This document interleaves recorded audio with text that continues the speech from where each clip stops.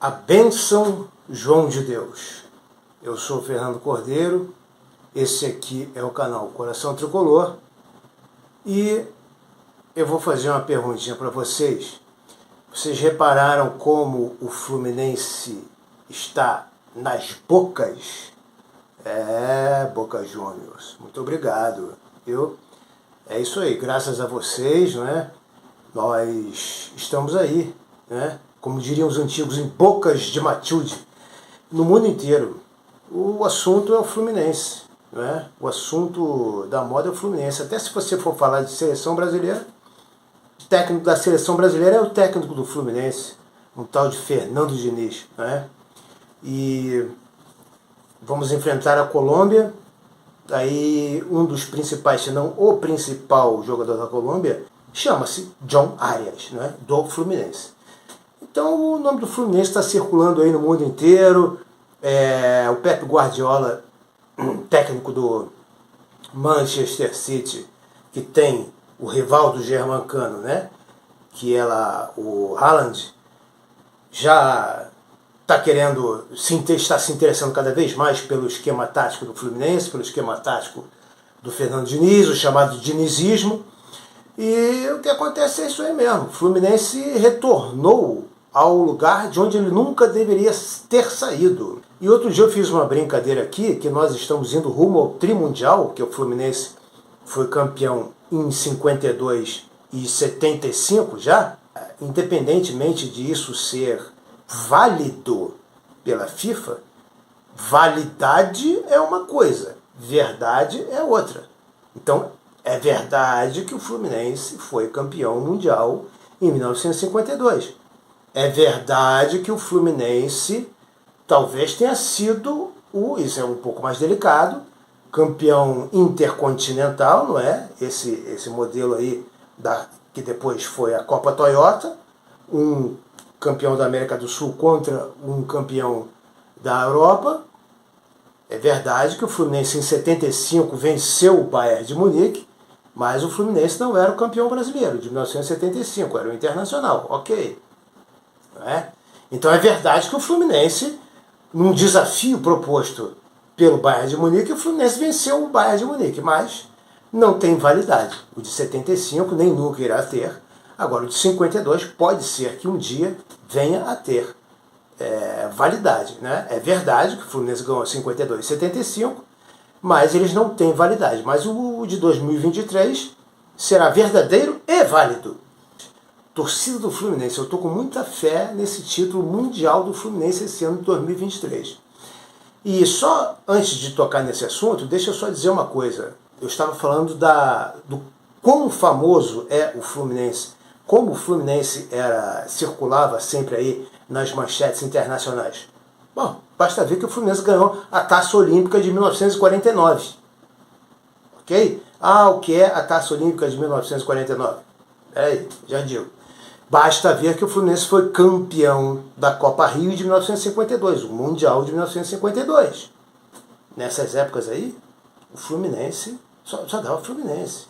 O meu sogro, falecido já, espanhol, chegou no Rio em 1952. Ele era torcedor do Real Madrid. Ele já chegou sabendo quem era o Fluminense, o que era o Fluminense. E quando ele viu o Fluminense jogar no Maracanã, ele falou para mim, não foi para ninguém não, nem minha mulher que me contou não. O pai da minha mulher, seu Francisco, ele era torcedor do Real Madrid, se transformou em torcedor do Fluminense, obviamente. Então, o Fluminense, naquela época, lá na Europa, as pessoas conheciam o Fluminense. Tanto que deram a Taça Olímpica de 1949 para o Fluminense. Não é? E esse título de 1952 também percorreu o mundo inteiro. A época da máquina também estava nas cabeças, só se falava em Fluminense, tanto é que os franceses amam o Paulo César Caju pelo que ele jogou no Fluminense.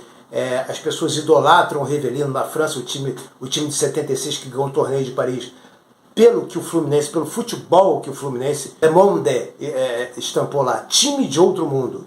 Então, isso por quê? Porque o Fluminense era o Fluminense. Depois o Fluminense foi decaindo, todo mundo sabe, e porque o Fluminense é eterno e tem esse poder de ir lá na estratosfera, depois ir lá no fundo da terra.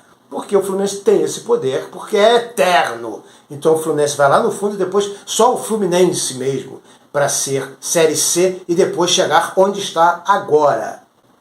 Então nenhum outro clube teria o poder de fazer isso. Qualquer outro que vá para a Série C vai se afundar lá e vai ficar lá para sempre. Fluminense não, o Fluminense está aqui. Agora, todo mundo aí falando de Fluminense. Quem não conhece a história da Taça Olímpica de 1949 e a Copa Rio Mundial de 1952, eu tenho duas playlists aqui. É importante porque vocês podem navegar pelo canal, conhecer melhor o meu canal.